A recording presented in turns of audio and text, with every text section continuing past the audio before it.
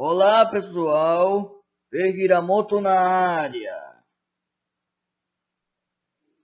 O motivo de eu estar usando esta imagem que vocês estão vendo agora é para não ter necessidade de pegar imagens de propriedade alheia, a fim de evitar possíveis problemas. E uma coisa que eu não posso deixar de dizer: aproveite que vocês estão aqui e se inscreva no canal para receber novos vídeos. Deixe seu like para o YouTube entender que você gostou. E se possível compartilhe com seus amigos para ajudar o canal a crescer. Tendo dito isso, começa o vídeo. Sidney Sheldon, a corrida pela herança, parte 10. Era manhã de segunda, o momento de Samuel Stone fazer seu aparecimento semanal na televisão, a fim de oferecer aos seus herdeiros mais uma pista para a fabulosa fortuna. A viúva, o sobrinho, o advogado e David sentavam em seus lugares designados, esperando que o espetáculo começasse. O mordomo entrou na sala com uma fita. Inseriu no videocassete. Estão prontos? Perguntou ele. Estamos. O rosto de Samuel surgiu na tela. Aqui estamos de novo, disse ele. Todos vocês pensaram, quando morri, que haviam se livrado de mim para sempre? Mas não é tão fácil. Eu bem que gostaria de ter levado a fortuna comigo. Nenhum de vocês merece coisa alguma do meu dinheiro. Mas não tenho mais ninguém a quem deixá-lo. Ele olhou para a direção da cadeira em que a viúva se sentava. Se quem encontrar meu dinheiro for você, vai desperdiçá-lo numa porção de roupas. E é bem provável que compre um iate. E era exatamente o que a viúva pensava fazer. Samuel Stone virou-se para o lugar em que o sobrinho se encontrava. Se bem te conheço, vai desperdiçar meu dinheiro com mulheres fáceis e carros velozes. Se bem conheço você, vai desperdiçar meu dinheiro em mulheres fáceis e carros velozes. E era exatamente o que ele pensava fazer. Os olhos se deslocaram para o advogado. Quanto a você, ganhou $1 honesto em toda a sua vida. Imagino que vai usar o dinheiro para conseguir construir lindos escritórios a fim de impressionar os clientes. E era exatamente o que o advogado pensava fazer. Os olhos de Samuel fitaram para David. E você é o pior de todos. Pelo menos os outros vão se divertir ao desperdiçar meu dinheiro. Mas o que você fará com sua parte se encontrar? Vai desperdiçar com os pobres. Eles não merecem. Merecem sim, protestou David. Não discuta comigo, disse Samuel. Detesto gente pobre.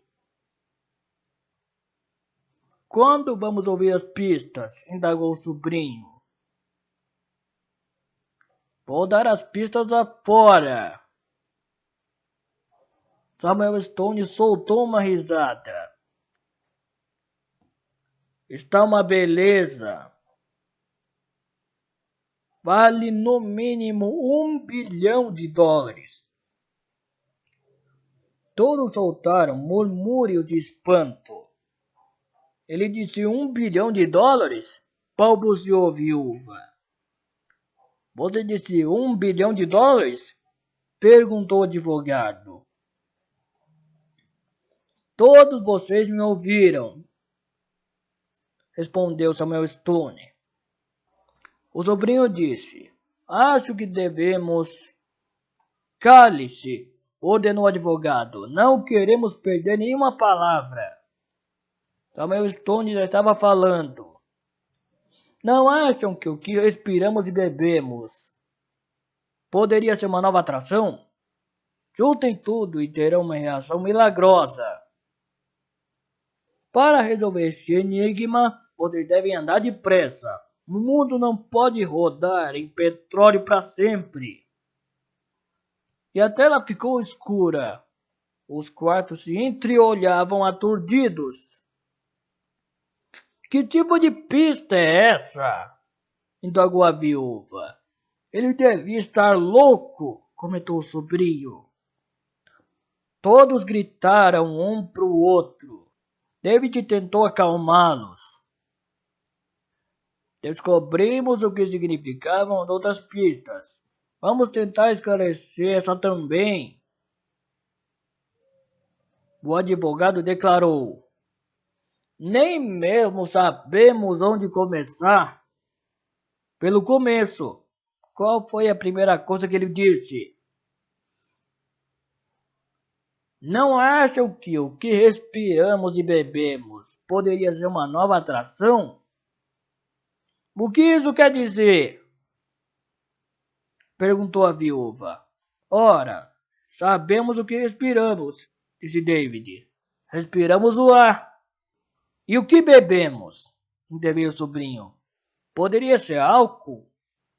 David sacudiu a cabeça. Isso seria complicado demais, porque há muitos tipos de vinho e outras bebidas alcoólicas. Qual é a coisa mais comum que se bebe no mundo? Água. Está querendo dizer que ele se referia a ar e água? Acho que sim. E depois ele disse: juntem tudo e terão uma reação milagrosa. Que tipo de reação? É o que temos que descobrir, respondeu David. Vamos passar à última parte, para resolver esse enigma. Vocês devem andar depressa. O mundo não pode rodar com petróleo para sempre. Mas assim não dá para entender,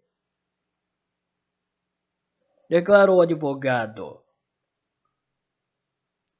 O que ele tentava dizer?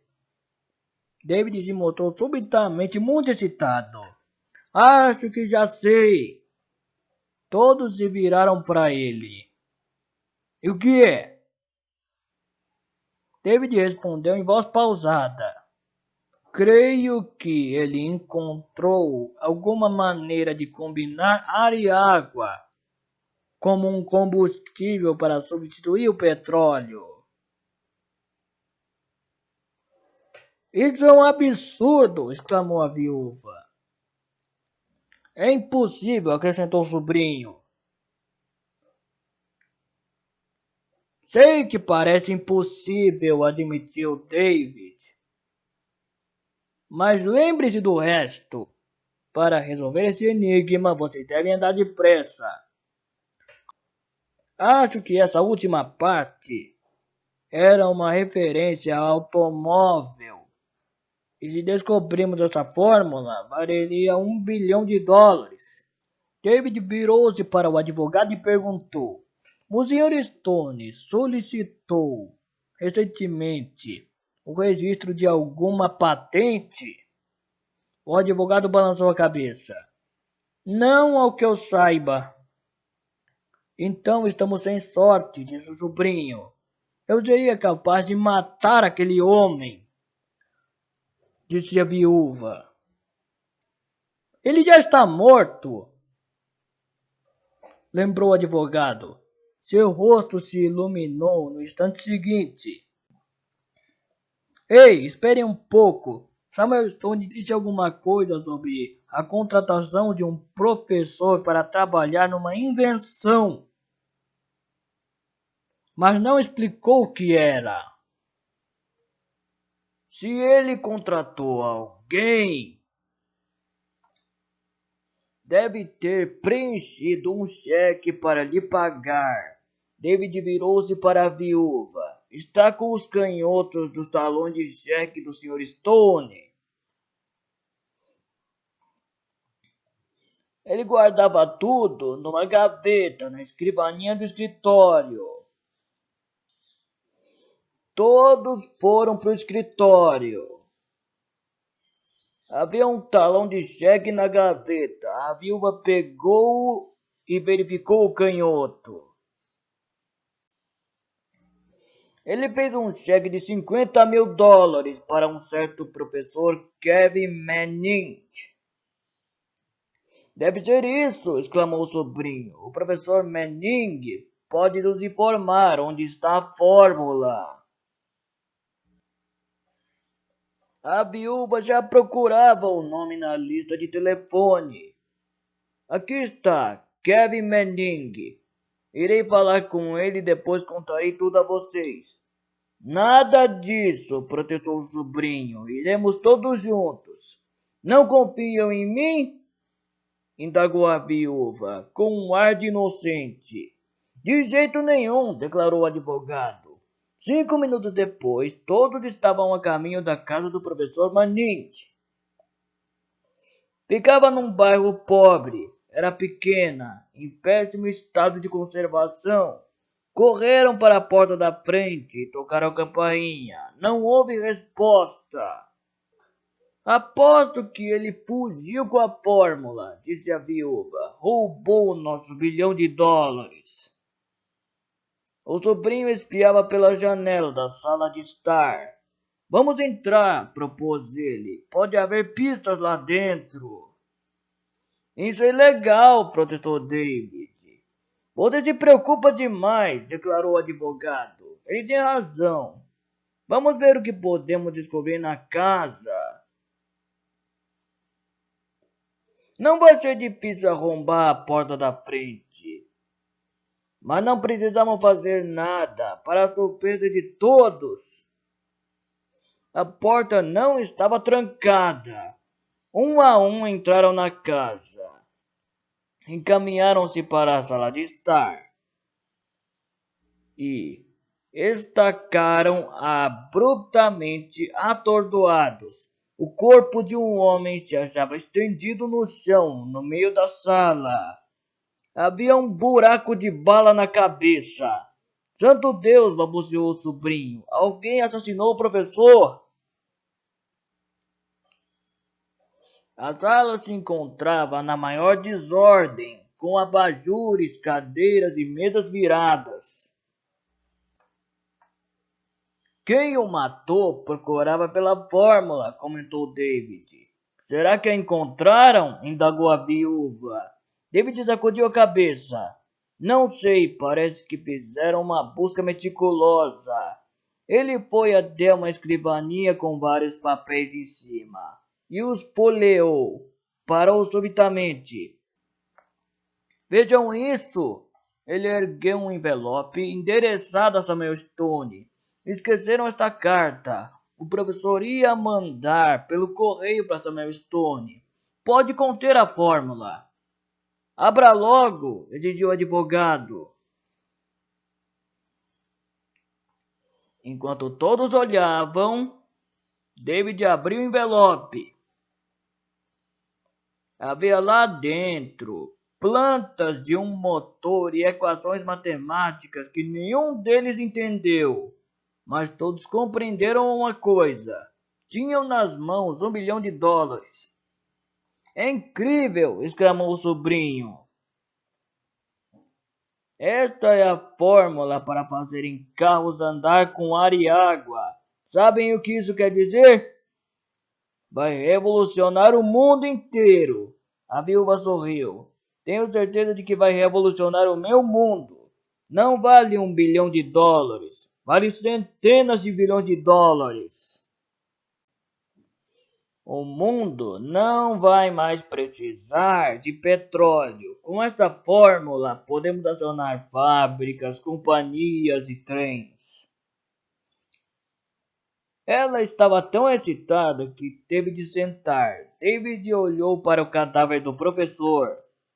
Acho que devemos chamar a polícia e comunicar o assassinato.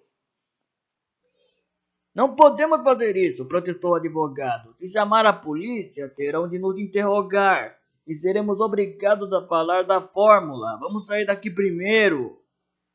Ligaremos de nossa casa. Não creio que seja o certo a fazer, insistiu David. É problema seu, resmungou o advogado. Está sempre pensando no que é certo. Voltaram para casa com a fórmula mágica e nunca se viu um grupo mais feliz. Estavam ricos além de seus sonhos mais delirantes. Assim que entraram, David foi para o telefone e ligou para a polícia. Quero comunicar um assassinato, disse ele. Um minuto depois, estava falando o inspetor Bendy, chefe da seção de homicídios. Falou que queria comunicar um assassinato? Isso mesmo. Ele forneceu ao inspetor Bendy o endereço da casa do professor Manning. Depois de desligar, David comentou: Eu me sinto melhor assim. Agora podem procurar o assassino. O advogado disse: Se sentem todos. Precisamos discutir o que vamos fazer agora. Ele levantou um envelope que continha a fórmula. O que temos aqui é algo que vai abalar o mundo. Revolucionário. E a senhora Stone tem razão. Vale bilhões de dólares. Todos no mundo vão lutar para usar isso. As companhias petrolíferas, em particular, irão à loucura. E o mesmo acontecerá com os países árabes. Vão deixar todos falidos da noite para o dia. Nossa primeira providência é verificar se a fórmula está patenteada. Darei um pulo ao departamento de patentes. Mas não sozinho, interrompeu o sobrinho. Iremos todos juntos. Ninguém vai ficar fora da vista dos outros. David olhou para o seu relógio. O departamento de patentes está fechado agora, mas podemos ir amanhã bem cedo para registrar a fórmula. Nunca pensei que me tornaria tão rica, exclamou a viúva. Eu seria capaz de beijar o velho Samuel Stone. Ele está morto, lembrou o advogado. O telefone tocou. Era para David, o inspetor Bendy. Comunicou um assassinato na Elm Street 214? Isso mesmo. E disse que havia um corpo na sala de estar? Exatamente. Isso é alguma brincadeira? Como assim? Perguntou David. Estamos na casa agora. Não há nenhum corpo aqui. Ao desligar, David olhou para os outros e disse: Alguma coisa muito estranha está acontecendo. Como assim? Indagou o sobrinho. Era a polícia. O corpo desapareceu. O que isso quer dizer? Perguntou a viúva. Creio que sei o que significa, respondeu David. Havia mais alguém na casa quando estivemos lá, e essa pessoa provavelmente assassinou o professor. Induziu pegar a fórmula e sair. Acha que ele nos seguiu? Perguntou o sobrinho. É bem provável. A viúva se apavorou. Está querendo dizer que nossas vidas correm perigo? David acenou com a cabeça. Eu queria dizer que não, mas é sim. E David tinha razão. De madrugada ouviram alguém tentando entrar na casa. Acenderam todas as luzes e a pessoa escapou. Mas todos tinham o pressentimento de que voltaria. Reuniram-se na sala de estar para determinar o que fazer em seguida. Eles não podem ter certeza de que a fórmula se encontra em nosso poder, declarou David. Creio que seria um erro procurar o departamento de patentes imediatamente. Se nos virem seguindo para lá, talvez tentem nos matar. Acho que devemos agir de uma maneira normal e esconder a fórmula até que não haja mais suspeitos. Continuaremos a nos comportar como antes. Combinado, disse a viúva. Amanhã irei ao cabeleireiro e farei compras. E eu irei ao meu clube e tomarei alguns drinks, acrescentou o sobrinho. E eu irei ao meu escritório, decidiu o advogado. Você tem razão, David. Não devemos fazer nada que desperte suspeitas. Na manhã seguinte, a viúva foi ao cabeleireiro e depois foi fazer compras numa grande loja de departamentos. Entrou no elevador vazio e, no momento antes da porta fechar, um homem enorme também entrou. Já tirava uma faca do bolso quando outras pessoas entraram no elevador. A viúva escapou por um triz. Quando o sobrinho passava por um prédio, a caminho de seu clube, um homem do telhado jogou uma pedra enorme em sua direção. O sobrinho se agachou para pegar uma moeda na calçada. Nesse instante, a pedra não atingiu por pouco. O advogado atravessava a rua quando um carro se aproximou em alta velocidade. O advogado mal teve tempo de pular para trás, a fim de se salvar do atropelamento. David ficou seguro porque nem saiu de casa, mas tinha a intensa impressão de que todos corriam perigo. As pessoas empenhadas em obter a fórmula já haviam assassinado uma pessoa. E ele tinha certeza de que não hesitariam diante de nada. As ricas e poderosas companhias petrolíferas seriam levadas à falência quando a nova fórmula entrasse em operação. Todos os postos de gasolina do mundo seriam fechados. Ao jantar naquela noite, todos se mantinham muito quietos. Estou com medo, murmurou a viúva. Todos estavam assustados, mas não queriam admitir. Foram deitar cedo, mas nenhum deles conseguiu dormir. Ouviram estranhos ruídos durante a madrugada, mas decidiram que era apenas imaginação. Pela manhã, ao descerem para o jejum, a primeira coisa que fizeram foi verificar o cofre que fora guardada a fórmula. Ainda estava lá, mas alguma coisa perturbava David. Não consigo determinar o que é. Ele correu os olhos pela sala, com uma nítida impressão de que havia algo errado. E subitamente percebeu o que era. As cores estavam fora de seus lugares. O abajur mudara de posição. A mesa fora deslocada. Alguém estivera na casa. Os ruídos durante a madrugada haviam sido reais. Mas por que alguém entraria na casa sem levar coisa alguma? E David logo compreendeu a resposta. Foi levantar o abajur. Havia um microfone escondido ali. E deu uma olhada por baixo da mesa deslocada de sua posição. Encontrou mais microfones. Os outros observaram-no curioso. O que está fazendo, David? Perguntou o sobrinho. David se empertigou. Nada. Ele levou um dedo aos lábios. Gesticulou para que os outros saíssem da casa em sua companhia. Qual o problema? Indagou o advogado. Instalaram microfones na casa, explicou David. Podem ouvir tudo o que dizemos. Talvez haja até câmeras ocultas. Está querendo dizer que podem nos vigiar? Sussurrou o sobrinho. É possível, respondeu David. Oh Deus, lamentou a viúva. Vão nos matar. Eu deveria ter previsto que é uma coisa grande demais para resolvermos sozinhos, declarou David. O que temos nas mãos pode abalar toda a economia mundial.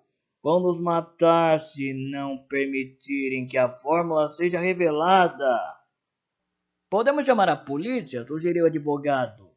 Eles são mais poderosos do que a polícia. Não percebe a enormidade da situação? De nada adiantaria chamar a polícia agora. Precisamos pensar em outra coisa. Não vamos lhe entregar a fórmula, declarou a viúva. Ela não tinha a menor intenção de renunciar ao dinheiro com que compraria muitas roupas, iates e luxuosas vilas no sul da França. Nunca! Concordou o sobrinho. Ele também não pretendia renunciar ao dinheiro com que compraria carros velozes e mulheres lindas. Vocês dois têm toda a razão, acrescentou o advogado.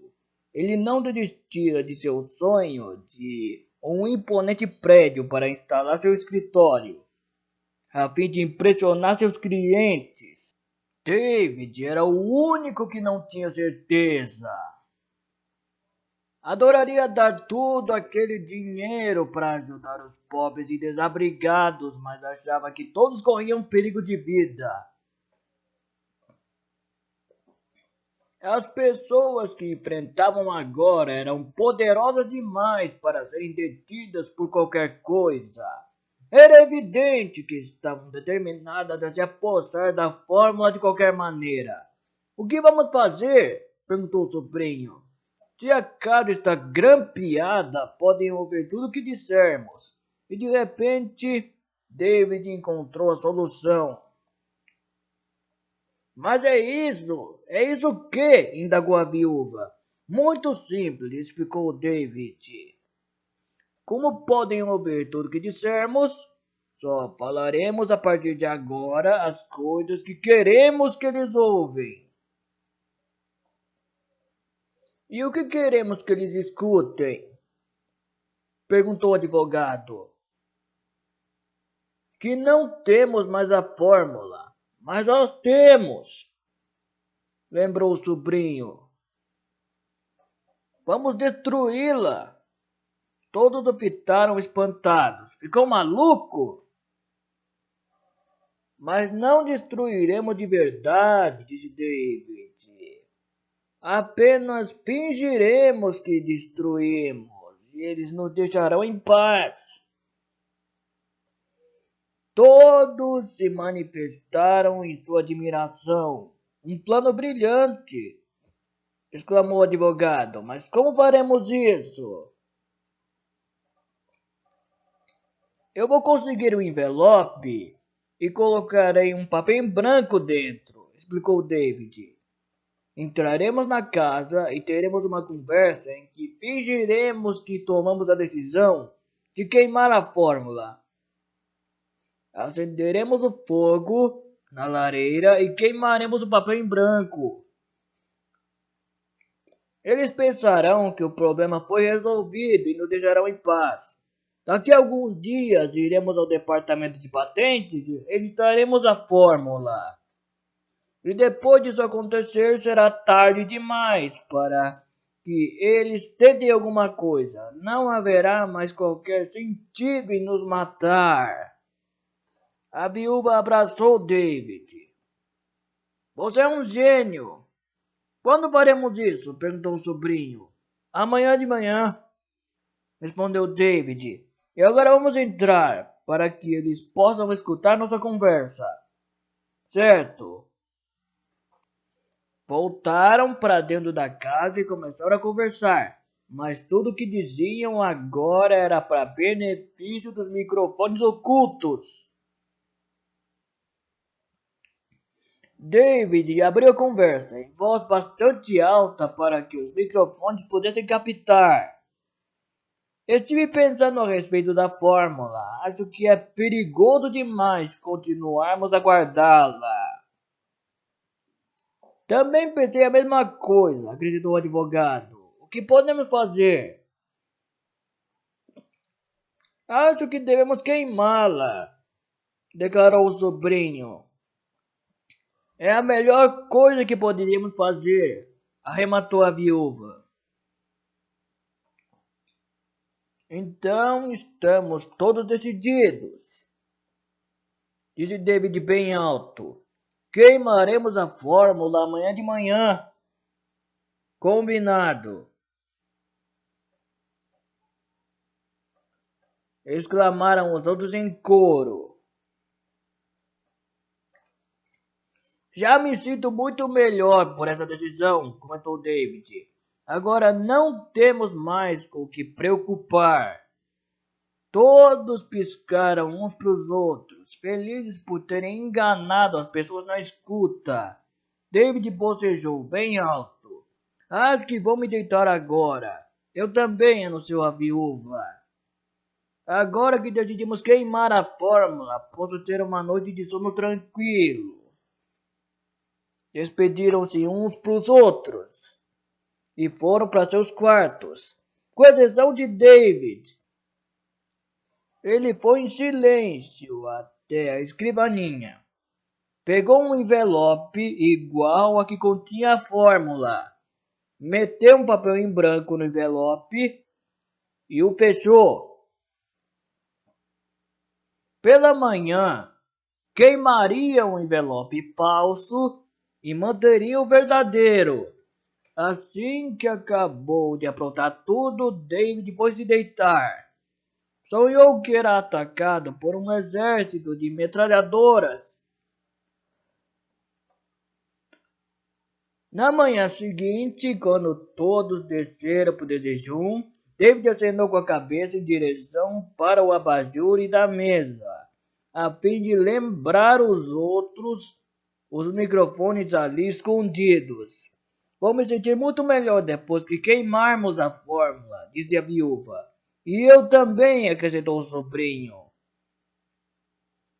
Comeremos primeiro e depois cuidamos disso, declarou David. Gostaria que nunca tivéssemos ouvido falar dessa fórmula. Mas é claro que eles não falavam sério. Sentia-se excitado com a perspectiva de todo aquele dinheiro para ajudar aos pobres e desabrigados. Foram juntos até o cofre e David tirou o envelope com a fórmula. Vou queimar a fórmula na lareira da biblioteca, anunciou ele em voz alta. Passaram todos para a biblioteca. David pôs o envelope com a fórmula ao lado do envelope falso.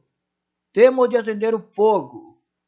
Pode deixar que eu faço isso, disse seu sobrinho. Ele pegou uma caixa de fósforos e acendeu a lenha que estava na lareira. Pronto, temos agora uma boa fogueira, comentou David, em benefício das escutas invisíveis. Foi nesse momento que o mordomo entrou na sala. Com licença, senhor, mas há um homem na porta que deseja lhe falar. Quem é? Perguntou David. Ele disse que seu nome é Benji. O grupo se entreolhou e todos seguiram David para outra sala. O mordomo os observou, especulando o que o inspetor da polícia queria. Já ia se retirar, mas notou os dois envelopes na mesa, lado a lado. Eram idênticos. Perplexo, ele pegou os envelopes para examiná-los. Não havia a menor diferença entre um e outro. O mordomo tornou a largá-los na mesa, mas os trocou de posição.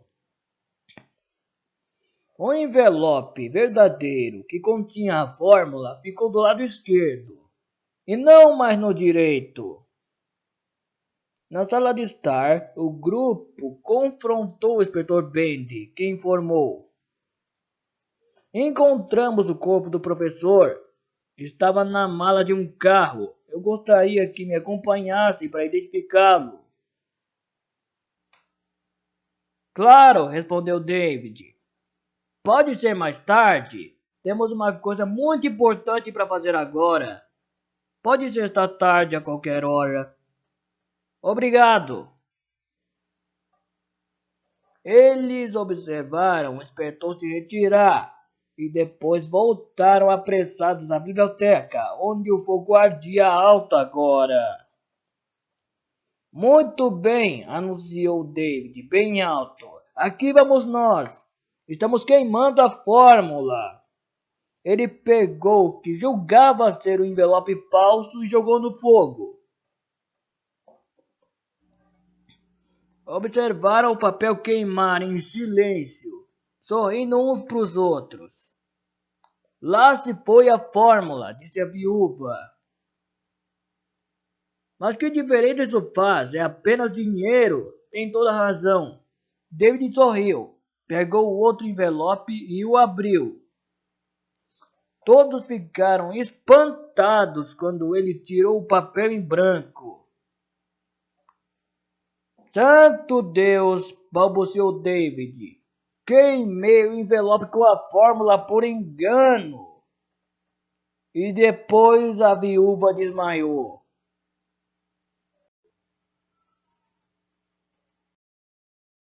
Muito obrigado por assistirem até aqui. Se puderem dar uma olhada nos demais vídeos já postados para ver o que vocês acham antes de ir embora, eu agradeceria demais. Tendo dito isso, até a próxima, pessoal!